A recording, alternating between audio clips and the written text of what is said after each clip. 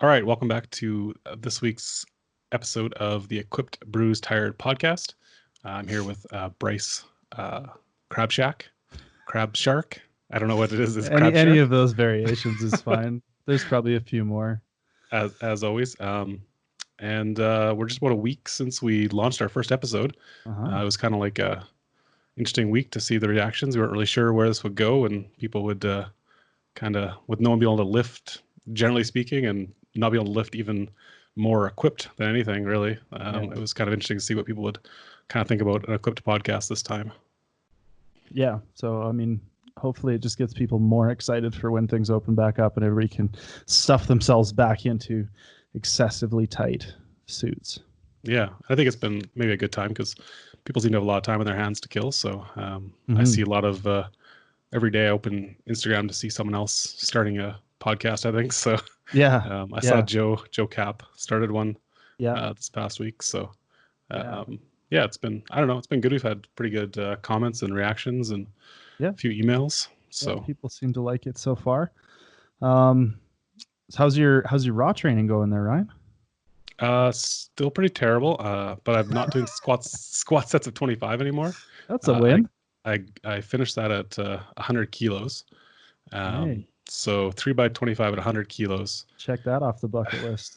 And I think the worst part of it was I was using like the transformer bar in the safety squat setting.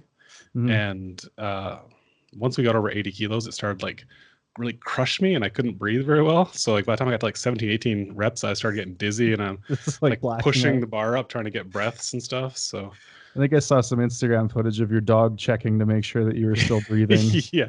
No, she's like leaned against my stomach and laid down. I couldn't breathe. And I kept trying to push her away. She kept pushing back into me. I'm like, no, man, I'm trying to Ryan breathe. Fell down in the squat rack? No, it's so now I'm down to 15s and it's much better, much more enjoyable. So I bet. I don't know. Yeah. Other than that, yeah, raw benching. That's kind of what we're focusing on right now. So looks like it's gonna do some well, do some singles and see if I can chase a raw PB. Things are feeling pretty good, so we'll see how that goes in a few weeks. What about you? Yeah, it's starting pretty light with a lot of the raw stuff. Doing a lot of like stuff that I'm terrible at, like spending time in bottom positions. Yeah, I saw pause squats. Pause squats. I was doing 5 count bench today. Oh, yeah, man. Yeah, my pause work is just so humbling. Do you use a metronome like Mike? No, I just try to count really slow. I don't know. I was thinking about it today because there's a guy on our Discord that I constantly give shit for 1.5 count pausing his 3 counts. And he then subsequently gives me shit for whatever. He didn't think my pauses were up to par on my pause squats, but I thought about it today, but then I was like, I'm not going to go find a metronome and set it to the tick on the second, and I'll just count slow. Yeah. But again, it was like, yeah, I'll probably do, like 155 for a triple here. And I got up to like 135 and was like, okay. Maybe 140 will be good. Yeah. 5 seconds is a long time. Yeah, it is. It feels like forever. Yeah. Yeah. Yeah. I used to do, like 505 tempo conventional deadlifts. Ooh. And, I did them for a few weeks. And then someone's like, those aren't 5 seconds. So I got the metronome app out. And that was so much worse. I was not doing 5 seconds. Yeah. It was terrible. Yeah, I think there's definitely a difference between 5 count and 5 seconds. Yeah. Oh, yeah. Right? Yeah. So do we want to maybe dive into the email that we got? Talk about that for a sec? Yep. So I got an email this week from a listener. We'll call him Josh, since his name is Josh. He asked if we had any tips for either programming or ways to break in a suit or a shirt for a newer lifter. So what do you kind of think about that? So we did a video on equipped programming on the Calgary Barbell channel. I'll plug that here if you want to go check that out. We talked a little bit about some of the programming considerations. Link in the corner. I don't know if I can do that, but we'll annotate it somewhere. We'll try that. Or it'll be in some description somewhere. Perfect. So yeah, I don't know. I like definitely getting some higher intensity, lower rep stuff in so you can get a little bit closer to comp form. But I also think that there's value in sets of 5 in full equipment, and the like. So getting some volume in is like anything else, getting some practice in the equipment. And if you don't sit down all the way in your squats, tough luck, not a big deal. If you don't touch your chest, as long as you're not posting it on Instagram and people blow you up for it. But just do some partial reps to get used to the suit. I think that's a good way to kind of wear the equipment or break the equipment in a little bit, as well as, obviously a good way to kind of grease that groove, learn the skill, and a lot of that kind of stuff. In terms of getting into the equipment, I think honestly, just like get into it a few times. I think usually by the second time I squeeze myself into a squat suit, it's much more usable than that first time. It might take me twice to actually successfully get into a piece of equipment. So that's not unusual. Try to have somebody around in case you get stuck in it and you need help. But what do you think, Ryan? Yeah, so especially for bench shirts, I like to use descending board sets. So, maybe do like singles to like a 3-2-1 board, or 2 singles, like do one set of like 3 board, 3 board, 2 board, 2 board, 2 board, 1 board sort of thing. Mm-hmm. Just so you can kind of like keep working that groove in as you get a little more weight in your hands, and also the shirt kind of breaks in, gets kind of set where it needs to be, right? Yeah. I think that's what I always usually get people to do for shirts. Suits, like it's just a matter of, you're probably not gonna get depth, but just try and maintain the position and don't let it like push your knees forward or anything like that, bend you over. Just go down as far as you can and do a few reps there. One thing I noticed about lifting equipped is pretty early on, I noticed the more that my deadlift hurt, the better position I was in, like skin wise. The more that the suit dug in and binded up and really like fought against me, the better my deadlifts usually went. So I think there's definitely something to that, but that's maybe a whole other topic. Those deadlift suits are, it's the one thing about deadlift suits is it's so tough because if they're properly tight, really to start, it's so hard to get to the bar, right? So it's hard to. So in that case, you might even want to do some block pulls or something like that. But a new piece of gear, like any new piece of gear, is going to stretch out quite a bit the first 2, 3, 4, half dozen uses. So big time. Be prepared to have it really suck the first time, maybe the first couple of times, but it should kind of form fit to you better over time. Mm-hmm. But I think that makes sense. Doing some reps with, nothing shatteringly heavy weights, but just to kind of break things in, but also trying to push the heavier weights so you can kind of get to that full range or close to the full range is good. Yeah, I think for a beginner, probably starting around like 90 to 100% of your raw 1RM is somewhere in that neighborhood might be a good way to start approaching it. And even in the suit, don't squatting, don't worry about putting knee wraps on, just leave your sleeves on and just kind of break the suit in for a bit. Sure. You don't need to kind of worry about wrapping your knees too. Yeah, definitely. So if you have any questions, for us, you can email us at equippedbruisetired@gmail.com. We'll kind of try and cover some of those that come up on weekly episodes as we do our intros, or leave a comment on YouTube, or I guess just on YouTube, really. or put it in a 5-star review somewhere. Yeah, perfect. And we'll probably see that because, we like those. We check those. So and we'll try to give like a little bit of a spiel of, I guess, where we're at each episode and how things are progressing in the world of lifting as we get through all this craziness, as well as try to field the questions and give some training advice before we get into our interviews. So this week's guest probably comes as no surprise to anyone. And if you're listening to an equipped lifting podcast, you probably already know who Blaine Sumner is. For those of you who came in here just for a bit of downtime, he's one of the greatest equipped lifters of all time. Blaine first competed in the IPF in 2012, the Raw Pacific Invitational, where he was the first classic lifter to squat 400, set both the squat and total records there, and then moved on to the Classic Powerlifting Cup in Sweden, which was just before Classic Worlds became a thing in 2013. Blaine came in there, put on a show in the super heavyweights, and won by almost 50 kilos. Blaine's accomplishments in classic lifting are pretty impressive, but honestly are greatly overshadowed by his equipped lifting resume here. He's the only lifter in the IPF to squat over 500 kilos. Just let that sink in for a second. 500 kilos. He's benched over 400 kilos in a 3-lift meet and 455 in a bench-only meet, and to almost total 1,300 kilos. Pretty gargantuan numbers there. Blaine has held the squat, bench, and total world records since 2016. And last but not least, we wanted to make sure we got this in here. As far as we're aware, he has drank the most chicken out of any person on the planet to date. So we hope you all enjoy our interview with Blaine, and we'll toss it over there. See everybody next week. So I guess we'll start off with, I mean, there's probably a lot of people who are now all of a sudden in a situation like you train in all the time, Blaine. Home gym, that kind of stuff.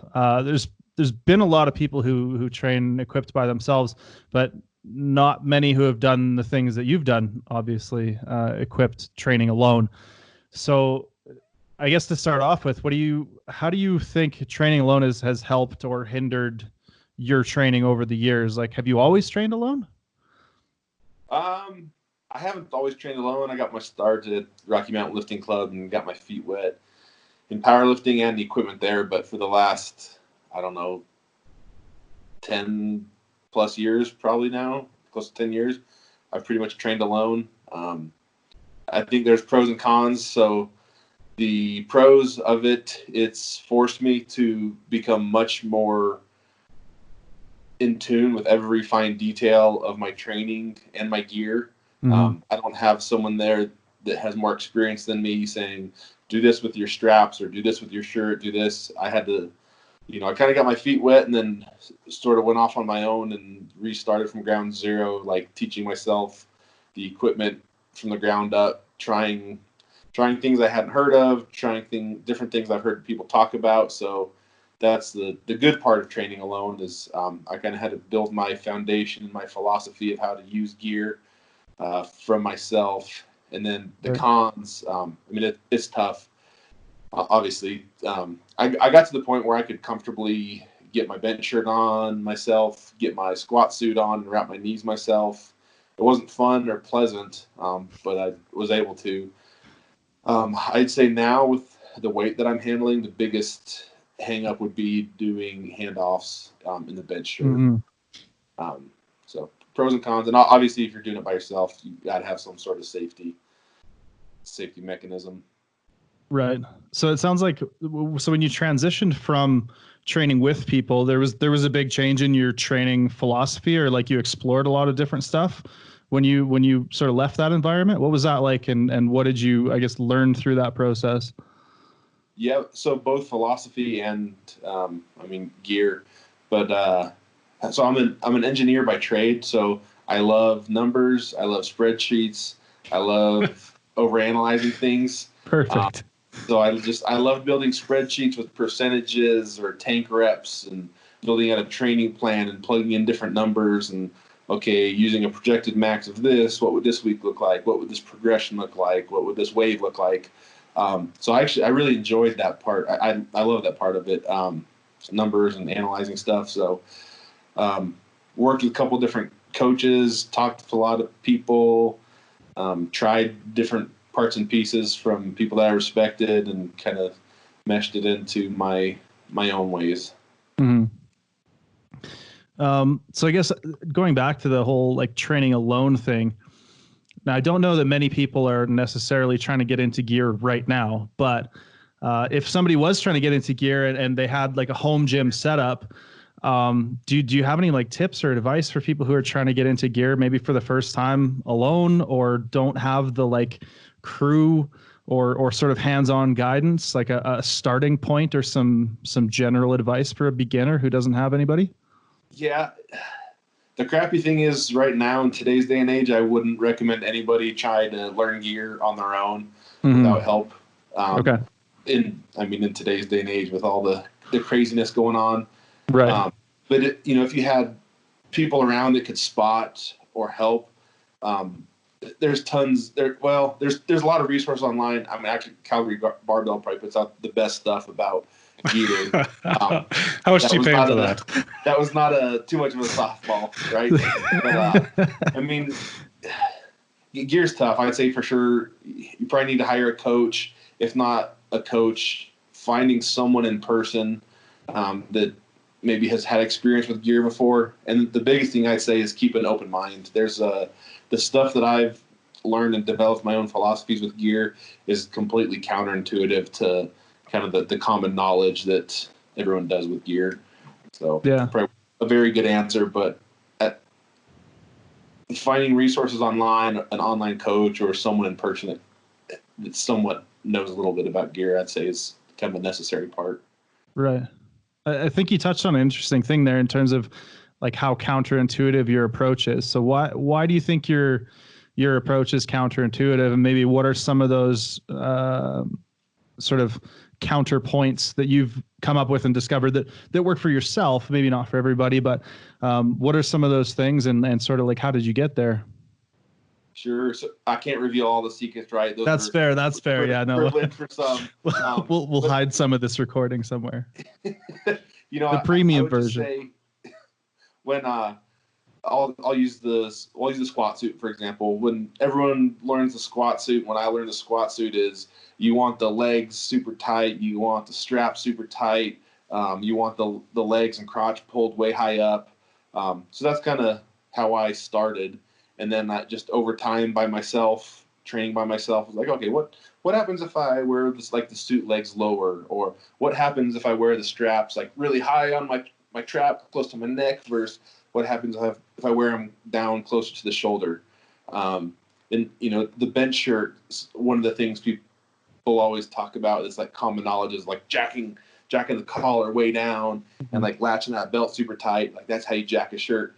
So I'm not going to go into the details on my full philosophy, but it's things like that where people do things the way they do because that's how it's always been done with gear. So I would just say experimenting. Like you put a piece of gear on, and powerlifting world says you need to do it one way. Well, try it the other way and see what happens.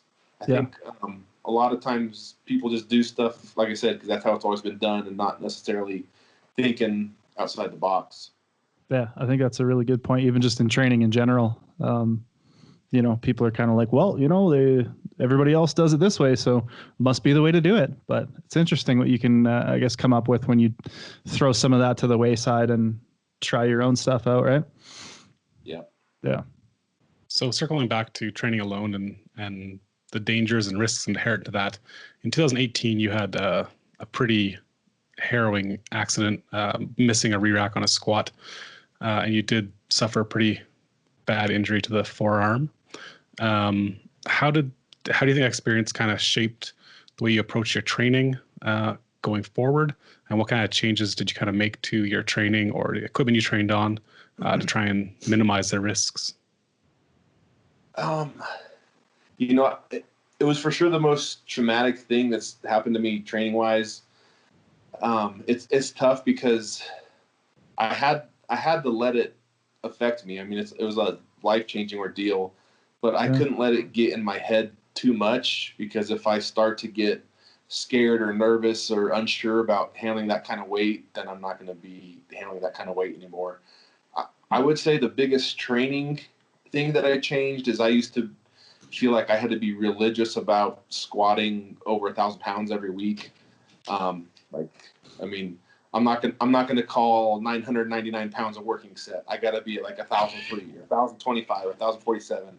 So I was religious about that, and I think I've been able to back away from that. So like a lot of times I'll use my squat suit with no knee wraps. I have more trouble with the suit than the wraps. So, and maybe instead of going over 1,000 pounds every single week, now maybe I do it once every 4 weeks, and then as I get closer to a meet, every 2 or 3 weeks. So training wise, that's the biggest one.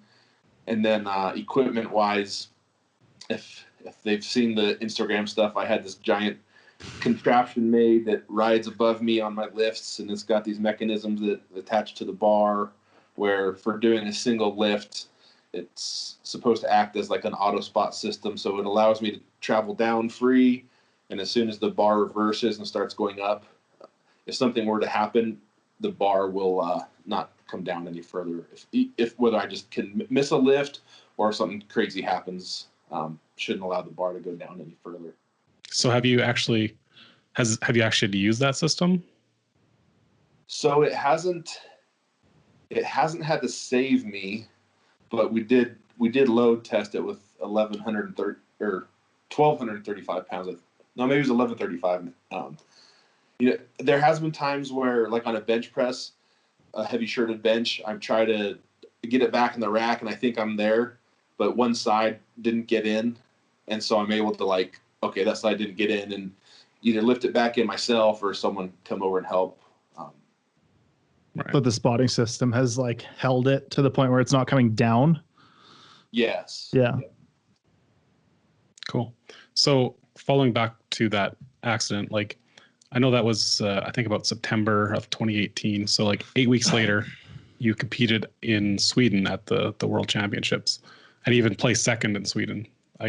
How did you get your head right? How did you come back from that? I mean, even just the physical recovery in 8 weeks of that kind of injury is incredible, but to actually be able to get back under that kind of weight and attack it like you do, right? How did you kind of do that? It's a pretty wild story. And the timing of it was really bad timing because I had a very long training cycle leading up to Worlds. From our nationals to Worlds, we have a pretty long block, and my goal for that block was to increase my raw strength quite a bit. So I actually had stayed out of the gear far more than I ever had before, squats, benches, and deadlifts. And right about the time where I was getting back into gear is when I had that accident happen. So I went a very long training cycle, totally out of gear. The accident happens, and then I only have a few weeks really to get ready in gear for Worlds. I was extremely fortunate because the cut didn't actually sever any tendons or ligaments. It cut right down to them, and I think it nicked them.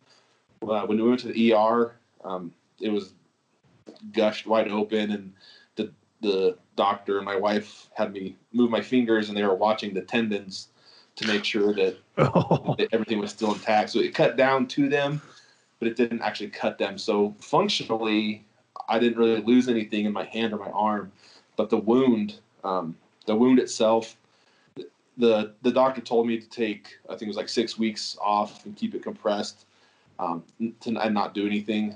He knew that I wasn't going to be able to do that. I wasn't going to follow it. The risk was any sort of pump to my arm could tear the stitches and open the wound again. So in terms of mentally trying to get ready for Worlds in such a short period of time, I just, I convinced myself that I hadn't had hardly any training cycle, but I didn't have a 16-week prep for this meet. I had been training my whole life for this meet. So even though I wasn't in gear and things went completely haywire at the last minute, just told myself I don't need that. I've been getting ready for situations and meets like this for 10 years now. And so that's kind of what pulled me through and allowed me to still have a decent meet. So what tools and techniques did you kind of use to keep training when you couldn't, I assume you couldn't put your hands on a regular squat bar, or I assume bench with a bar? Yep.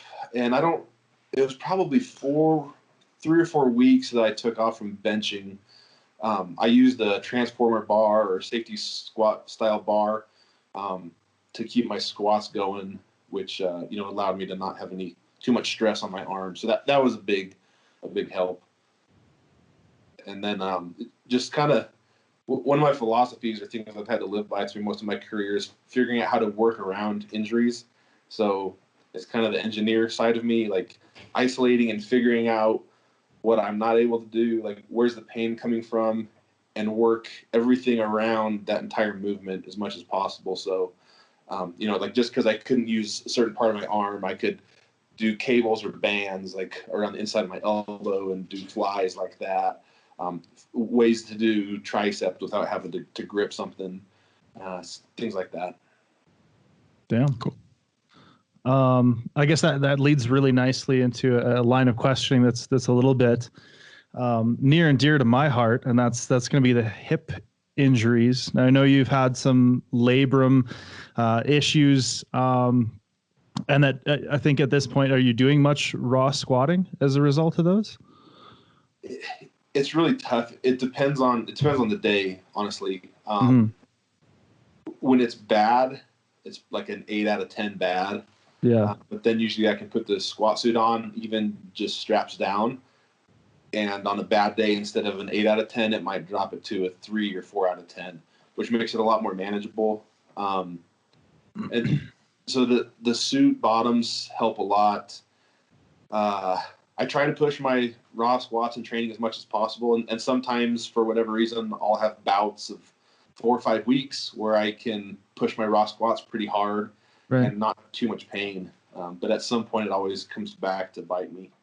Right. So was that something that you figured out kind of early on, or was that like, did that sort of click into your head right away when you injured your hip? Like, oh, maybe a suit will help. Was that part of the intent of getting into equipment, or was this something that you kind of figured out down the road, or how did all that come about? So when I tore my hip labrums, I was still at a point in my career where I was competing raw and equipped at the same time, and actually strongly favored raw. But it, just throughout training, started to figure out, like, especially when it first happened, like, wow, I can not do anything raw because of the pain, but I can put this suit on and I can get through a training session. Cool. Yeah, I've actually noticed some similar things with my hip, and a lot of the times, like for me, I think it was a big mental thing, being able to, continue to push that while not being able to do raw. I think helped keep me interested in lifting a little bit. Did you find some of that same experience between raw and equipped, and then like kind of start leaning the other direction with things? Or are you still, planning or hoping that raw will, you'll be able to kind of get back to that someday? Yeah. The simplicity of raw is appealing sometimes. And I don't have any goals or aspirations to do a meet. I could probably find a time where I could string together 4 or 5 weeks of pretty pain-free training. The other thing that's definitely helped with it, and I don't know if this is specific to me because of how I tore the hip labrums, was extremely specific to doing a raw squat. But even without the suit bottoms, I found that if I kind of change up one variable, a lot of times it'll relieve a lot of pain. So that might mean like a closer stance and more upright, or even like a heeled shoe. For whatever reason, belt squats didn't hurt it too much. So I found that like changing one variable away from competition raw squat did relieve some pain. Yeah, cool. So I know, like, when you started lifting with Dan Gaudreau at Rocky Mountain Lifting Club, and you were kind of, I seen some really old videos of you squatting like 1,100 pounds, a few inches high maybe, back in the Rocky Mountain Lifting Club times. So you kind of started equipped. But was there anyone else that you trained with back then that kind of got you going into lifting? Was it Dan, or were you kind of lifting before that and kind of got introduced to him? So I was lifting in high school for football. My parents were both involved in powerlifting before I was born, and so I had to ask them questions. I wasn't really exposed to it. When I was a senior in high school, my dad looked up powerlifting gyms in the area, and it was actually about over an hour to Rocky Mountain Lifting Club. But Rocky Mountain Lifting Club and Dan is where I first got exposed to powerlifting and competitions, and for sure the gear side of it. And outside of that, I haven't really been involved too much with others that know about equipped lifting, with the exception of Mike Womack. When I was living in Oklahoma City, I would drive about 3.5 hours one way to go learn some bench press shirt stuff from him. So I want to circle back to your parents both powerlifted? My dad did, and my mom was a high school PE weights teacher for about 30 years. Okay. So, like, do you get the old back in my day stories from your dad? Actually, no. Did he compete at a high level in lifting, or was it? He competed at the high state level. I don't know that he ever did the national meet. He did a 450-pound raw bench in the competition, which when I was growing up, I thought that was huge, and I still think that's big. Yeah. Cool. Yeah, I never knew about that. So you have any when you kind of got started, did you have any like role models besides Dan, or was it you just kind of you kind of looked to your local club, or whether you looking to people at the time, maybe like Brian Sider or something like that you kind of looked up to? So yeah, when I first got exposed to it, the numbers that Dan was lifting, he was still highly competitive on the open level on the 3 lift at that time. And the numbers he was doing, and I would see him do in the gym, I thought was just ridiculous. And then as I got more exposed to powerlifting, yeah, Brian Siders was, I mean, he was the man at the time. He was worlds above anyone else. And then I'd say someone that I've looked up to for a very long time would be Brad Gillingham too. So Brad's been I've loved watching his career and looking back on it. And he's a very good dude. How's the ratio of you squatting 1,000 pounds to him pulling 800 pounds? Because I know he's done that in meets like over and over again. Are you guys? Is there a count there? Is there a ticker? I don't know my count of 1,000-pound raw squats in meets, but I'm sure it's less than his 800-pound deadlifts in meets. Right. In your time, like kind of training over the years, have you noticed that there are things that kind of used to work or that you used to rely on in your training or really, get a lot out of or a lot of carryover out of that don't really work anymore? Are there things like that? And if so, what have you found, maybe used to work or doesn't anymore or didn't work and does now? Yeah. So I'd say the thing that I know used to work for a very long time was for the very early part of my powerlifting, just followed a straight linear periodization method. And it worked for a long time, and it started to not work as much. And I think it probably has more to do with my training experience and my training years, rather than linear periodization not working as much anymore. So linear periodization is still a staple in pretty much all of my training, but there's other variables that go into the waves as well. The engineer side of me really likes linear periodization because it's very structured. It makes sense. You can put it on a graph with weeks and intensity and volume, and everything works like it should. So, right. But I have gotten away from like true textbook linear periodization. Yeah. If only the graph like overlaid the human body's response well enough that that's just like followed that same curve. Yeah. So what have you how have you adapted that system to make it work for you now? Because you said you still kind of follow it, but not so much. Like what are the modifications or what are the changes you've made to that previous system? So I would say that the frequency of needing to handle heavy weight and heavy lower reps has to be meshed in with linear periodization. So on a very high level, kind of how I do it is my priority 1 lifts, which I would consider like your competition movements. I do those with higher weight, lower reps almost year round. So okay. Usually no more than 3 reps. And those still kind of linear periodize where I'll go heavy for a few weeks and then drop down, heavy for a few weeks and drop down. But that overall picture stays much higher weight, much lower reps, lower volume. But then what I call my priority 2 or 3 movements, which would be 1 or 2 variables removed from your competition lift, I do more of a classic linear periodization there where over a 12-week training cycle might start with 8 reps for a period and then 6 reps. So, yeah. What's the highest number of reps you've done in a full suit and wraps?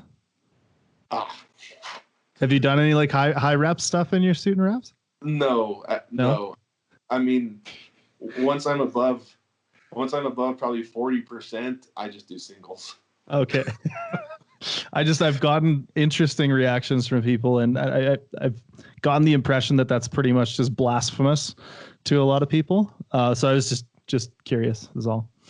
So my theory on that, I'm not saying there's not a place for it. Maybe if you were using loose gear or getting used to gear for the first time. Right. But a high level competitive equip lifter, my theory on it is if you're able to do more than, for me, one, but if you're able to do 3 to 5 reps to depth or touching your chest in competition gear, it's not competition gear. Yeah. That's fair. So we kind of touched on your kind of coming up through the sport and some of that kind of stuff. Was there a moment or a point in time where you decided like, okay, I'm going to dedicate my life to this. Like I'm going to give it everything I can.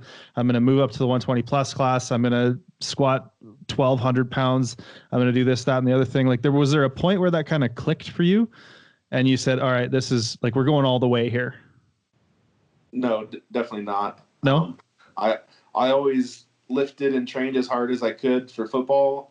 I always tried to work hard in my classes, and it's just those same niches in my life have just kept going forward. I mean, when football got over, I just lifted as hard as I could and then worked as hard as I could at my job. And I don't look back and feel like there was some inflection point where it's like, all right, I'm going gung ho into this thing. I just kept lifting hard and eating lots of food and drinking chicken shakes and got without really thinking about it, looking back and being like, oh, 400 pounds and squatting a lot of weight now.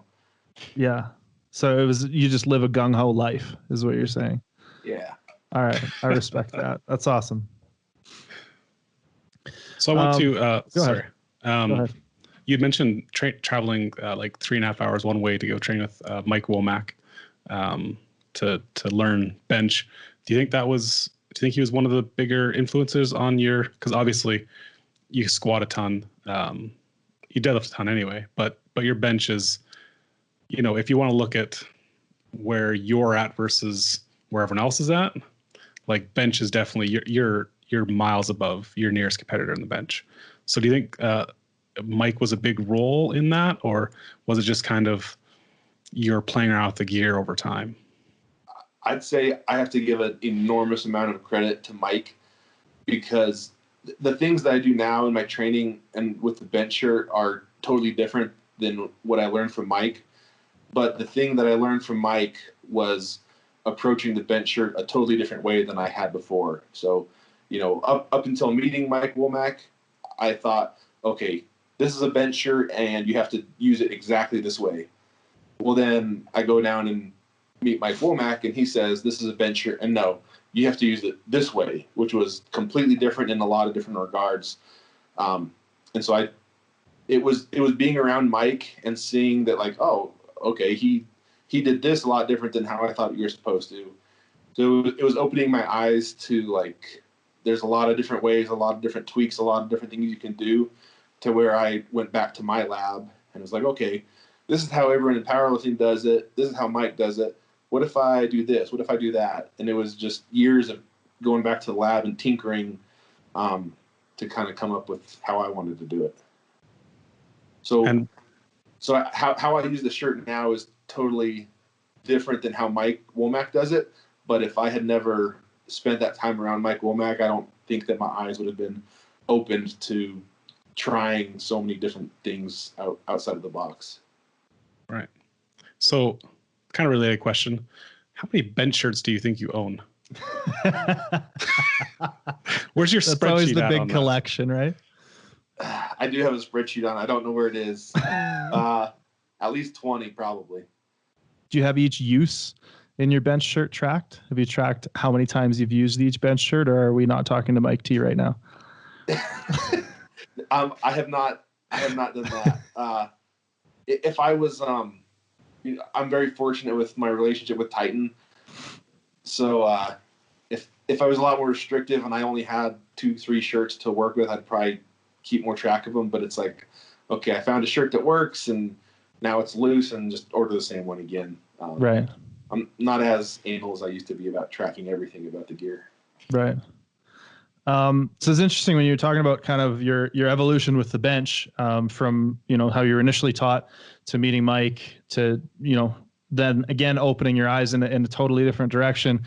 What are your thoughts on how equipped is, or where equipped lifting is progressing right now? And what have you seen from your perspective? Obviously at the top of things, what do you think the future of equipped looks like? And are you happy with the direction that it's going? That's a good question. I don't, at this point, I don't think it will overtake Raw in popularity. No, I don't think so. I certainly wish that it did. Sometimes I feel like I was at the wrong place at the wrong time with certain things, because the first Raw World Championship I did was 2012, and I won the Raw World Championship by quite a bit. And then I went to Equipped Worlds that same year and got 6th place. And the guys that beat me were, I knew they couldn't touch me, especially in the squat for raw strength. I knew I could out squat them raw by a lot, and they were beating me here. It was guys like CYC and Victor Testov and Ryan Stinn probably. And, and so I was like fascinated by it. Like, how are these guys beating me by so much? I know I'm stronger than them raw. And so from that, like 2012 to 2015 was kind of an inflection point where I started focusing more of my attention from raw to equipped, because I was like, okay, this raw stuff, I got that figured out. How do I beat these guys in gear? And then I got to the point where I was beating the guys in gear and being able to win world championships on the equipped side. And kind of when I was going from raw to equipped, the whole world was going to raw. Right. So, I think it's in a good place now. And again, this isn't a softball to Bryce. There was no prep for this, but I think it's the guys like you that I have all the respect in the world for, because it's so tough for someone that's a top world-class raw lifter to just jump in the deep end and go to equipped, knowing you can be a top 3, top 5 guy at Raw Worlds and go to the equipped side and you wouldn't be top 10 or 15. I mean, that's tough to go from, all right, I'm on top in the world to, I know I'm going to get my butt kicked. But over time, you figure the gear out. I mean, that's a hard thing to do. Obviously, you see a lot of equipped lifters jump into the raw side, but that's because a lot of them have the raw training. But I think that's the biggest holdup for equipped to gain popularity, because it's such a hard thing. It's such a hard pill to swallow for these new lifters coming out. Everyone's starting in raw. The grassroots, local level, everything's raw. So it's such a difficult jump for someone to be a high-level national or high-level world competitor on the equipped side, jump into the deep end in equipped, and get their butts kicked for a little while. Yeah. I mean, I think for me, that was encouraging. I liked going back to that point of being like, shit, I can climb this ladder. You know what I mean? So I think for me, that was kind of an encouraging thing. And I felt like I was kind of stalling out a little bit with raw. And I think we're seeing more and more people starting to kind of feel that way. And more guys, even just for the sake of experimenting, like Eric Willis, and some other Canadian lifters. I'm sure it's probably happening maybe a little bit on the American side. I'm not as in touch with a lot of that stuff, but it's cool to see the rosters get a little bit longer at a lot of these international meets in terms of the teams that North American countries are sending, because I know for a long time it's been pretty, not without its incredible lifters, but smaller rosters for sure. So we each posted basically just like an open question thing on our Instagrams today, and took some questions from whoever's out there floating around in internet land. Some people were like, yeah, just ask him what's up. But I think so what's up, Blaine? Yeah. What's up? We've selected maybe a few of the more worthwhile questions. So this one I liked was, somebody asked, what are your favorite top 3 IPF lifters? Who do you like right now? Can we say within the last few years at least? Yep. Yeah. You can give it any qualifications you want. I'd say the first one that pops in my mind was Carl Ingvar Christensen, CYC, because I've surpassed his numbers now, but he was such a clean, perfect lifter. I mean, if he did a squat, it was going to be 3 white lights. If he did a bench, it was going to be 3 white lights, and there wasn't going to be any controversy. And he was so consistent meet to meet with his lifts. So that's something that at times I wish I could replicate, but I also know swinging for the home runs. It's not going to be a consistency game, but it was so awesome to watch him lift because it was just, I mean, so crisp. Everything's 3 white lights, 8 for 9 or 9 for 9 all the time. Who else? Let's see. Brad Gillingham, obviously because of his deadlift, and he's just someone that I looked up to for a very long time for his longevity in the sport. I mean, he's pulled 800 pounds, 80 something or 100 something times in competition. Crazy. And he was so close at the top for a really long time. And then let's see. It's interesting for me to watch a lot of the Japanese benchers. I don't know how to say the guy's name. The lightweight Japanese bencher, raw and equipped. His name's evading me right now. Kodama? Yes. Daiki Kodama, yeah. Yeah. He's just interesting for me to watch because the Japanese, just like as a culture, I mean, they excel at the equipped benching. So I really like watching them because it's a totally different style than I kind of use with the shirt. But watching the Japanese equipped bench pressers, I'd say, is another one. I'll make sure I don't tell Rhea that she wasn't on your list. That was too easy. And Mayhar will have to deal with it too. That was way too easy. I couldn't say that one. I'm gonna snipe this next one too because so fishing, pike, bass, or trout? Bass. Follow-up question: what's your favorite bait for trout in Montana? Do you ever fish for trout in Montana? Yeah. Yep. So I live pretty close to Montana, where I'm at in Wyoming, as Ryan knows. I like to throw streamers for trout. I like to fish for big trout, so streamers and swim baits. You fly fisherman? Mm-hmm. Okay. All right. I don't know anything about it. All right. I haven't gone fishing since I was about 10, I'm sure. So what would be your favorite accomplishment to date in the sport? That one's tough. I guess I get more satisfaction out of the records and the milestones than I do the championships. So the first time I squatted 1100 was a big one for me. The first time I squatted 900 or bench 900, and then I think probably the 1,003-pound bench from the Arnold last year, even though it didn't go down as the IPF world record. I'd say that was my favorite moment. What about your thought process, or how do you psych yourself up for a big lift? I've seen the chalk war paint, I've seen the thigh slaps many a time, and the loud metal and stuff. But is there more to that? Is there more under the surface that you're trying to get at when you're psyching yourself up for one of these big things? Not really. Just finding the song I like and slapping myself, just getting fired up, hitting the ammonia.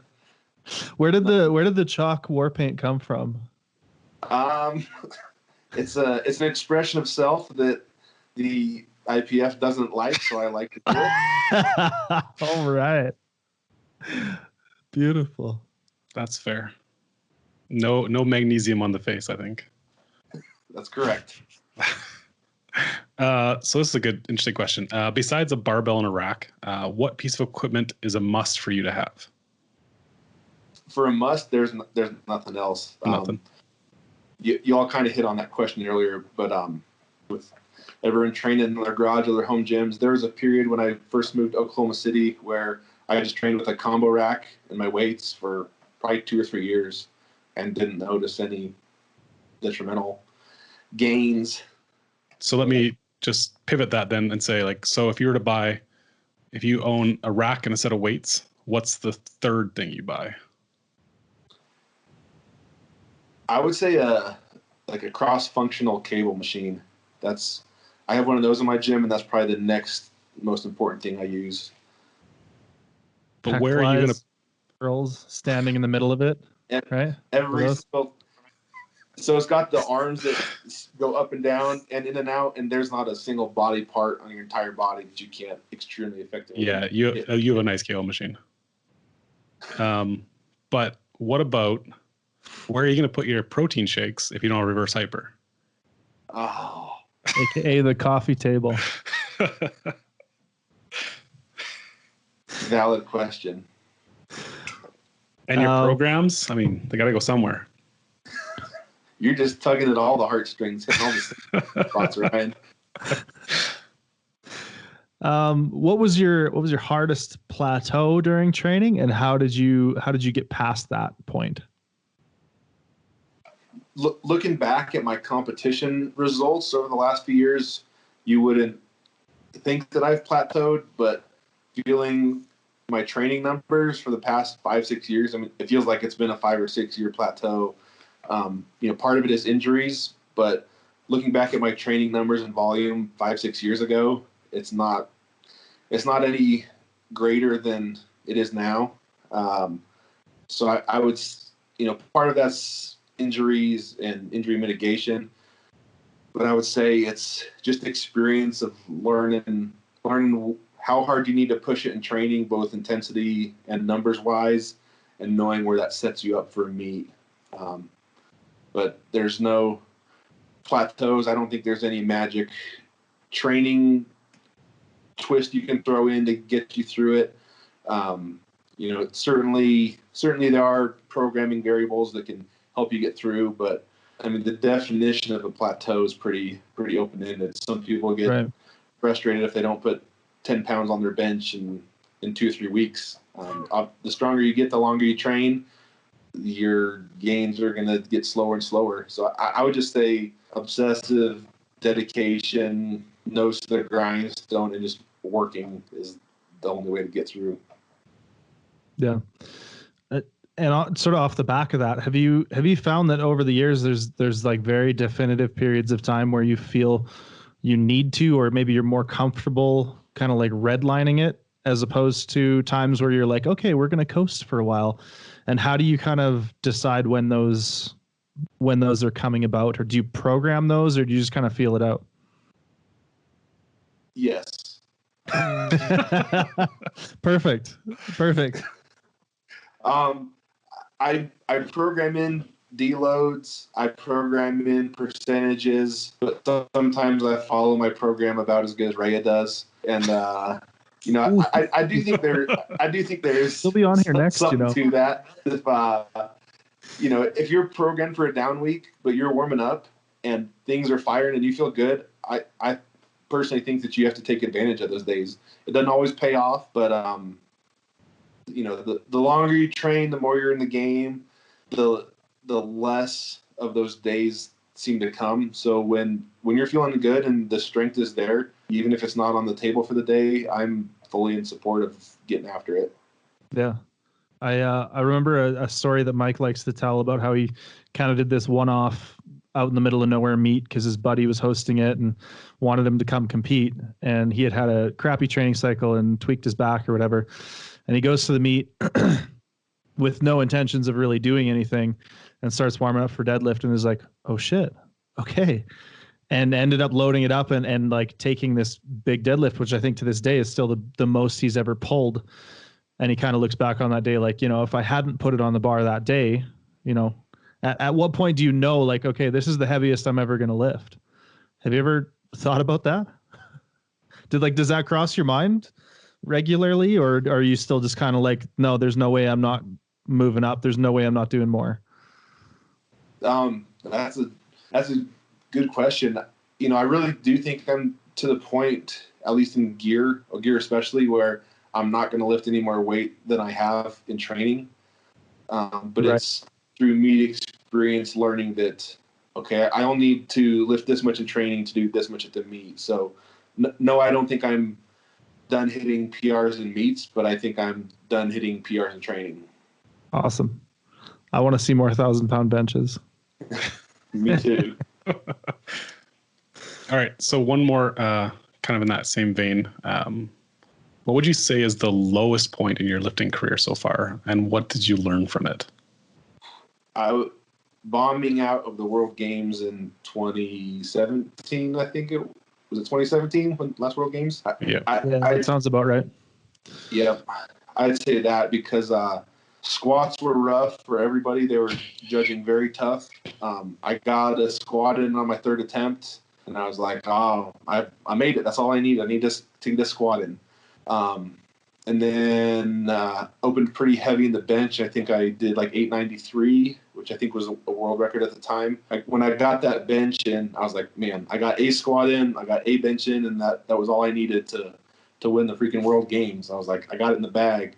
No one ever bombs on deadlifts, especially me, because I always try to open up so light. Had a really rough training cycle on my back for deadlifts. Really rough. Hurt my back during squats. Didn't feel good warming up on deadlifts. Ended up bombing out on deadlifts. First and only time in my life that I've ever bombed on deadlifts. I think I opened at 739. Sorry, I keep throwing out the pound numbers for you guys. Opened at 739. Like, how many kilos is that? My PR at the time was 817. So that was for sure the lowest point, because I've bombed on squat. I'll bomb on squat again. I've bombed on bench. I'll bomb on bench again. But never in a million years that I think I would bomb on deadlift. And especially knowing I probably could have pulled like 30, 40 pounds less and still won. So after getting through tremendously difficult judging on equip squat and equip bench, to go bomb on deadlift was that was the lowest point, I'd say. So did you learn anything from that experience, you think?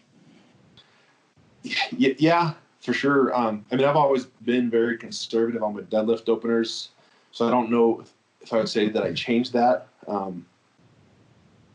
In training, I've definitely tried to clean my lifts up, squatting depth more often, cleaner benches in training. It hasn't been perfect, but I would say that. Again, batting for those home runs, though, Yeah. All right. Cool. Well, I think, we'll move on to this next one here. So this is a little more topical, a little more recent. But what are your thoughts on the whole removal of world records from the recent Arnold? I'm assuming you have some thoughts and feelings on that. Yeah. Extremely heartbroken and disappointed and pissed off and every emotion that you could think of. A lot of athletes are affected. It's frustrating to me because I think that there's this battle going on between the IPF and USAPL, and they're just taking blows at each other. And it goes back to the drug testing stuff that started a year ago or so. Mm-hmm. I think the last swing by the IPF was this, and I think that the lifters were the ones caught in the crossfire here. I think it's kind of ridiculous. If the IPF wanted to punish the USAPL, I would throw out a fine or fine them or something. To hit the lifters like this is tough. So it's pretty disappointing to a lot of athletes love the Arnold because it's the opportunity to set world records. I'm obviously extremely disappointed about it. I hit a few of them there, but I'm trying to also stay somewhat positive because there's probably people that this hurts a lot worse than me. I'm sure there's lifters that maybe it was their first world record and now that's taken away and they may never have another shot to break a world record, or I didn't lose any of my world records to someone else. There's lifters that probably broke world records here that is now the person that had it before them. So, I'm disappointed and upset that my numbers went up a lot on my world records. But yeah, it's every emotion I can think of. Yeah, I think that's very fair, obviously. I think that about wraps it up. So if anybody's looking to find you, Blaine, I'm sure anybody watching this or listening to this has probably already found you, but just in case, where can people get a hold of you? I pretty much just use Instagram, where I think you can search my name or the Vanilla Gorilla 92 and I'll pop up. Cool.